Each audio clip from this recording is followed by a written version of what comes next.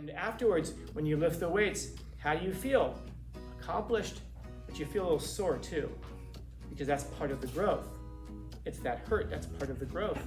And that's the thing that most people try to avoid, the hurt that is part of the growth.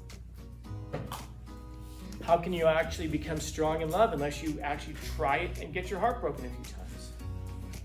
How can you actually find out what you're capable of unless you test yourself? And that's how you test those boundaries. Sometimes the boundaries will be a little bit too far for you now. For now.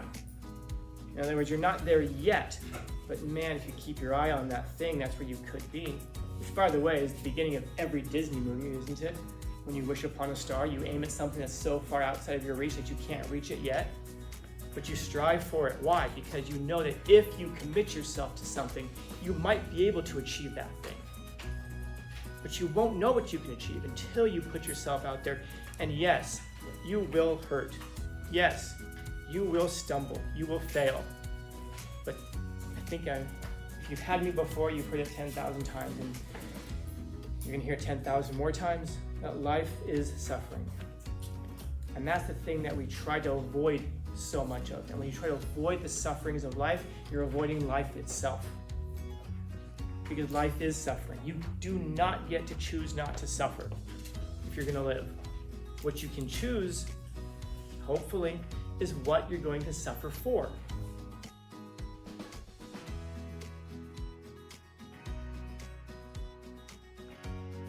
And if death is always on your mind, what doesn't have room for it? What doesn't your mind have room for? Like if death is filling up your mind, what doesn't your mind have room for?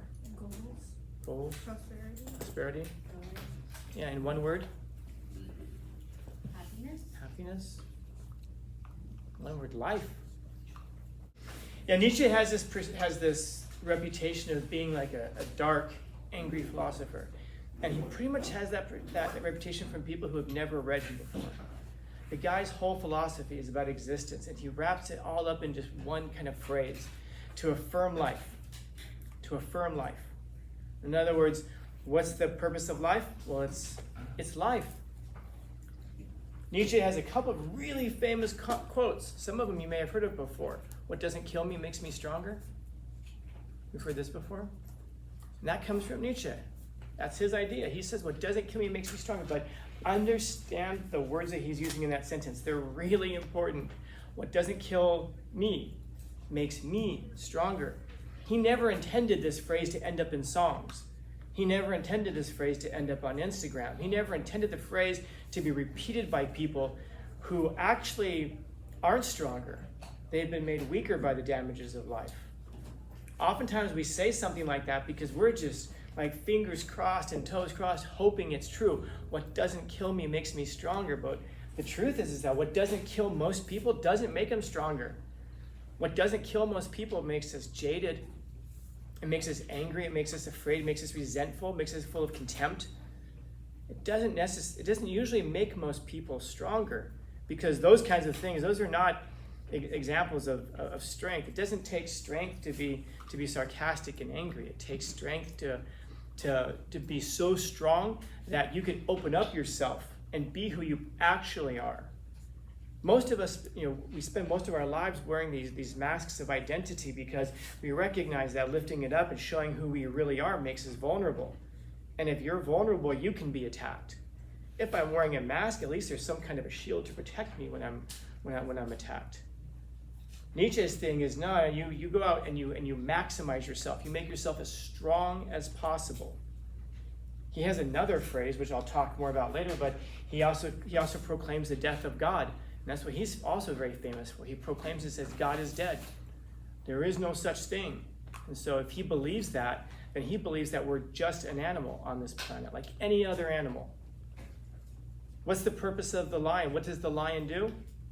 He makes more of himself, true, but the lion has to become the strongest possible lion that he can. Why? Because this is what matters, this matter of existence right now. When the lion chases down the gazelle, tackles him, eats him, does the lion go, oh my God, I can't believe what I've done. I killed another one. No, what does the lion do? The lion does lion shit. The lion maximizes himself. He does what lions do. Why? Because the lion knows nothing else except its nature. And so the question starts to become, what's your nature? What is it for you to be you? And I mentioned something like this last time we met. I asked, who are you? What is it for you to be you? And you'll see that so much of our time is spent trying to almost like pretend that we're not what we are. And by doing that, what you do is you actually weaken your actual real character. We spend so much of our life trying to avoid hardships and trying to avoid difficulty and trying to avoid responsibility. But aren't those exactly the things that give life meaning and purpose? When you overcome something, don't you feel good about yourself? When you achieve something great, don't you actually really feel good about yourself? Like you actually deserve to feel good about yourself? I'm not just saying like I walk in here and I'm like, hi everybody, you're all wonderful and spectacular just the way you are. Don't you realize that people who talk to you like that are full of shit? You know this. Don't you ever sit there and go, yeah, you're right, I am wonderful and spectacular just the way I am. And if I were to ask you, well, how are you? You might say, well, I'm a nice person. Are you really? Well, I don't know what I am. Maybe that's the problem, is that we don't know what we are. We haven't spent time thinking about it. And if we don't know what we are, then man, you've got no idea what you could become. What you could become, not what you are. Because all of us should realize that we're not what we could become. Why? You haven't overcome that one thing yet. What's that thing that's in your life right now that's challenging you, that's holding you back, that you're afraid to approach? And why are we afraid to approach it? Because we're afraid that if we lose, what it might say about us. So what do? Well, you make yourself stronger. How? You face the resistance. You go in the gym. Anybody go to the gym and you get stronger just by standing around? I don't know, a lot of people in my gym seem to think so.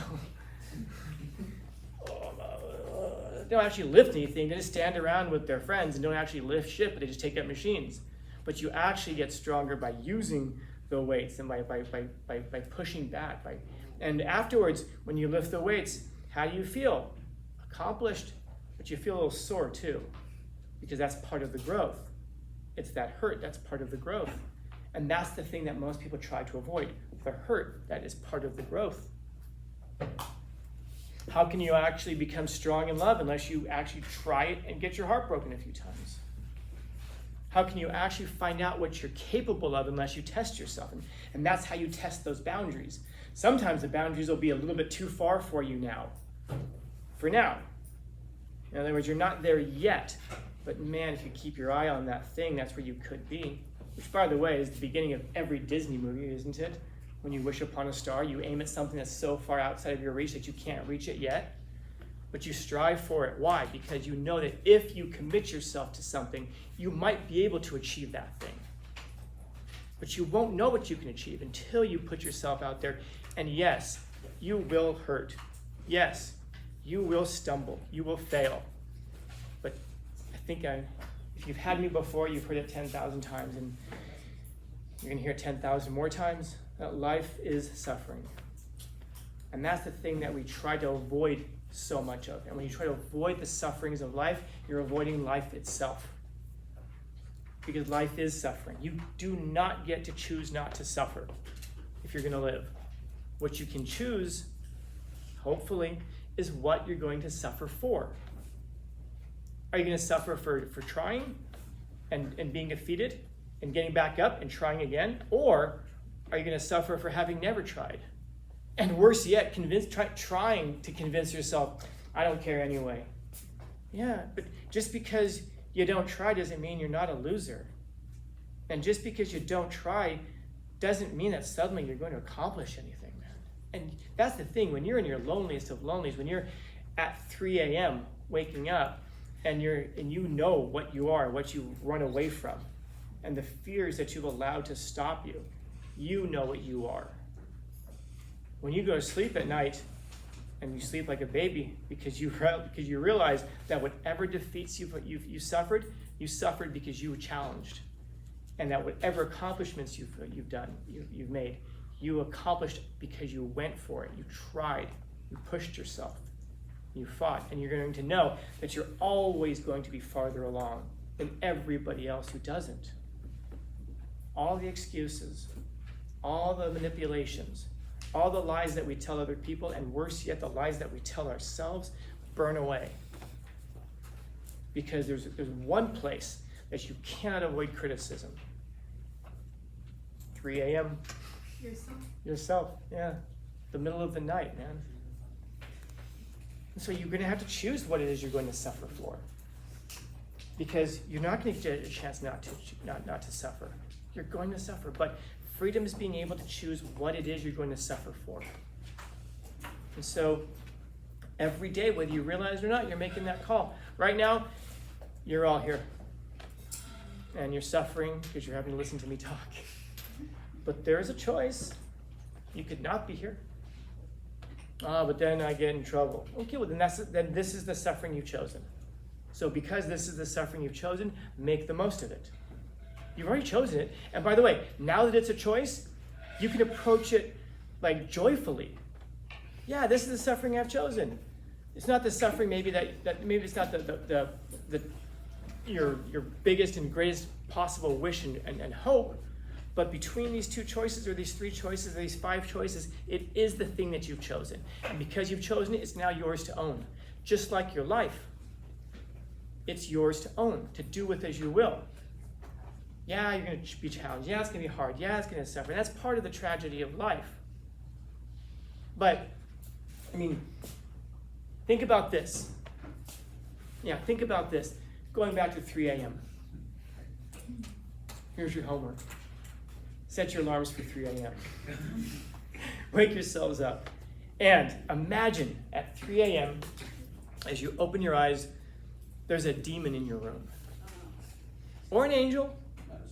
I'm not sure which it is, an angel or a demon. They're kind of the same genetics, but we're going to find out in just a minute. You can tell me if it's an angel or a demon.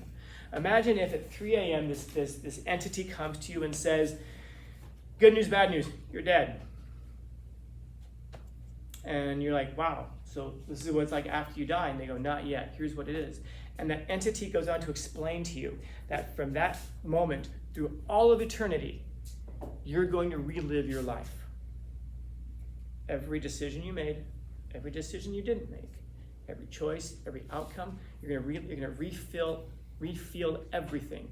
You're going to get to see the impact you had on people, the impact that your decisions had on you. And you're going to, and I'm not just saying like you're going to see a summary of it, you're going to have to re-experience all of it.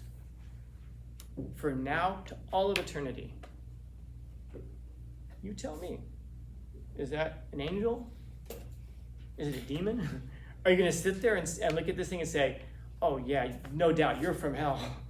I have to relive and re-experience my whole life as I have lived it? Yeah, I can't think of anything worse. You're definitely from hell. Or would you go through it and say, you must be an angel, man, because you go through it and you re-experience everything of your life and you see it.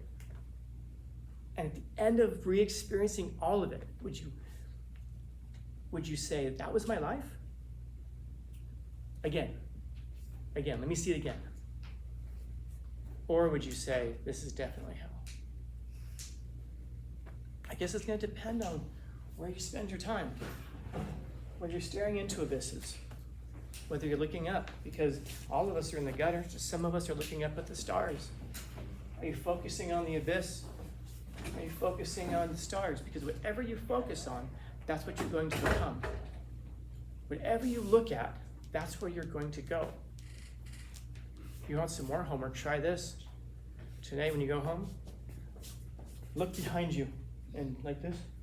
Don't turn your head, don't cheat. Keep your head back, and then run through your house as fast as possible. Don't run into anything, okay? Can you do that? No. Then why do you think you can live your life forward by staring backward all the time? You know? You're going to end up on what you're focused on, whatever it is. You might bump into some couches along the way. You might run into some walls along the way, but if you focus on it, you can get there. And then maybe, just maybe at 3 a.m. someday, when death comes for you, because it will, it comes for everybody. Are you going to say, so I'm going to view my life again. Let me see it again. Questions? Comments, concerns, complaints, criticisms, critiques? Happy Tuesday.